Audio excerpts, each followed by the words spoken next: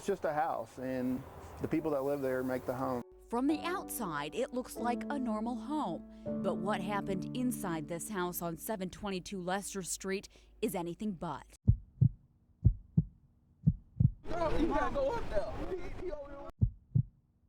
On March 3rd, police found 4 adults and 2 children murdered inside the Lester Street home.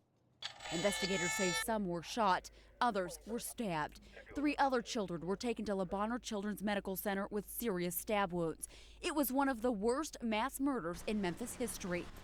The landlord, Rob Robinson, was on the scene that night.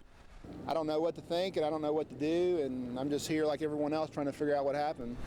Stuffed animals and flowers appeared, forming a memorial outside the home. The curious drove by continuously. And neighbors eventually grew curious about the future of the house. There's a lot of good people that live on this street.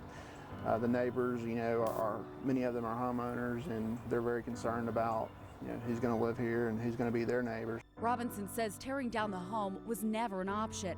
After the crime scene tape was taken down, Robinson was the first inside. He says it was difficult. You don't know what to expect when you walk in the house after something like that occurred. So I'll just leave it at that. After weeks of trying to figure out what to do, Robinson eventually called in a professional cleaning crew. I remember there was, blood in this area. While much is washed away, signs of an intense investigation remain, particularly in the living room, where police say the adults were killed.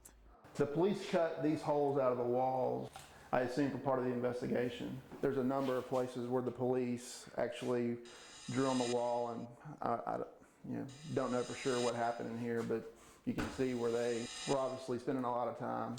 Investigators say the circles likely indicate blood spatter, and the walls were cut to remove bullets. These are the 2 kids' rooms. I know it wasn't like this, when they moved in. This is a pretty deep hole here. In the bathroom here, they cut a very large hole out of the wall. Shortly after the murders, police say one of the 3 surviving children implicated Jessie Dotson, the brother of one of the victims, as the killer. An affidavit shows Dotson then confessed.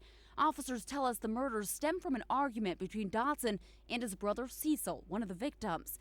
Robinson admits he didn't know his tenant Cecil very well, but knew enough to feel comfortable putting his house in his hands. I did feel that he wanted to improve himself and improve what he was doing in life, and that's one of the reasons why I rented it to him. You have laundry connections here. Now Robinson wants to rent out the Lester Street house to someone else looking to build a home. He says people are already interested. I think some people, obviously, considering what's happened here, that are looking for a house in this area are going to look elsewhere, but I think there's also a lot of people that realize that what happened here didn't happen because they lived in this house.